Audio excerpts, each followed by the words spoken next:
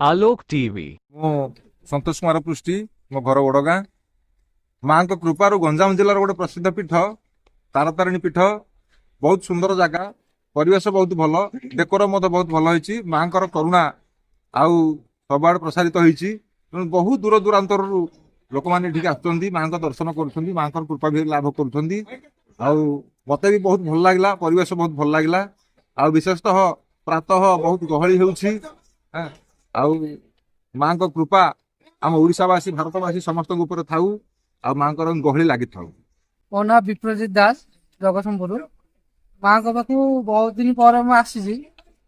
ଯେତେବେଳେ first time ପାଇଁ ଆସିଥିଲି, ସେତେବେଳେ ତ ମନ୍ଦିର ଏତେ ଇଏ ନଥିଲା। ତଥାପି ମାଙ୍କ ପାଇଁ ଗୋଟେ ମାନସିକ ବି ରଖିଥିଲି, ଯେ ମାଙ୍କୁ କହିକି ଯାଇଥିଲି ଯେ ମାନସିକ ପୂରଣ ହେଲେ ଆସିବି। କିନ୍ତୁ ବହୁତ ଦିନ ହେଲେ ମାନସିକ ପୂରଣ ହେଇସାରିଲେଣି, କିନ୍ତୁ ଆସି ହେଇନଥିଲା। ଆଜି ମାଙ୍କ କୃପା ହେଲା ଆସିଲି। ବହୁତ ମନକୁ ଶାନ୍ତି ମିଳୁଛି, ମାନେ ଖୁସି ଲାଗୁଛି ଯେ ମାଙ୍କ ପାଖକୁ ଆସିଲି। ବହୁତ ବି ଚେଞ୍ଜ ହେଇଯାଇଛି, ବହୁତ ଜିନିଷ ହେଇଯାଇଛି। ମାଙ୍କ ବି ମାନେ ମାଙ୍କ ଦର୍ଶନ ବି ବହୁତ ଖୁସିରେ ଖୁସିରେ ହେଲା। ଆଉ ମାଙ୍କ ଆଶୀର୍ବାଦ ସମସ୍ତଙ୍କ ଉପରେ ଥାଉ। ସମସ୍ତଙ୍କୁ ମା ସବୁଠି ଦିଅନ୍ତୁ। ମା ସମସ୍ତଙ୍କୁ ପହଞ୍ଚ ଭରେଇ ତାଙ୍କ ଫଟୋ ରଖିଥାନ୍ତି। ଏତିକି ମୋର କାମନା। ଜୟ ମା। ଜଗତସିଂହ ଡିଷ୍ଟ୍ରିକ୍ଟ ପାରାଦୀପରୁ ଆସିଛି।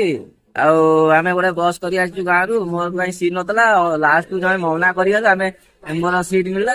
ବହୁତ ଦୂର ଆସିଛୁ, ଏମିତି ବୁଲିକି ଆମେ ଆଇଛୁ ନୟାଗଡ଼ ଦେଇକି। ଏମିତି ଆସି ଆଜି ପହଞ୍ଚୁ ଏଠି ଗଞ୍ଜାମ ପହଞ୍ଚୁ, ଗଞ୍ଜାମ ଡିଷ୍ଟ୍ରିକ୍ଟ ବ୍ରହ୍ମପୁରରେ ପହଞ୍ଚୁ। ମାଙ୍କ ମନ୍ଦିର ଚଢିକି ଆଜି ଦର୍ଶନ କଲୁ, ସକାଳୁ ଦର୍ଶନ କଲୁ। ମାଙ୍କ ମୂର୍ତ୍ତି ଦେଖି ବହୁତ ସନ୍ତୋଷ ଲାଗିଲା। ମାଙ୍କ ମହିମା ଥିଲା, ଆଜି ବହୁତ ଖୁସି ଲାଗୁଛି। ଏତେ ଦିନ ମାନେ ମୁଁ କେବେ ଆସିନଥିଲି, ଫାର୍ଷ୍ଟ ଟାଇମ ଆସିଛି। ବହୁତ ଶାନ୍ତି ଶୃଙ୍ଖଳା ବାତାବରଣ, ବହୁତ ପ୍ଲେସ ଟା ବଢିଆ ଲାଗୁଛି। ବହୁତ ଦିନ ଆସିଛୁ, 2 ଦିନ ପରଦିନ ଆସିଛୁ। ଆଉ ଏପଟେ ଆସିଲୁ, ଭଲ ଲାଗିଲା ପାହାଡ ଉପରୁ ଚଢିବାକୁ। ବହୁତ ମାଙ୍କ ଦର୍ଶନ କରି ଭଲ ଲାଗିଲା। ଆଉ ମାଙ୍କ ମୂର୍ତ୍ତି ବଢିଆ ହେଇଛି, ଭଲସେ ଦର୍ଶନ କଲୁ, ଶାନ୍ତି ଶୃଙ୍ଖଳା ଦର୍ଶନ କଲୁ।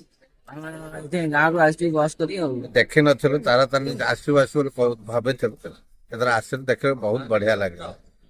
ଆଉ ଫେର ଦେଖିବା କେତେବେଳେ ଆଉ ଥରେ ଆସିବାକୁ ମାଙ୍କର ଦୟା ଥିବ।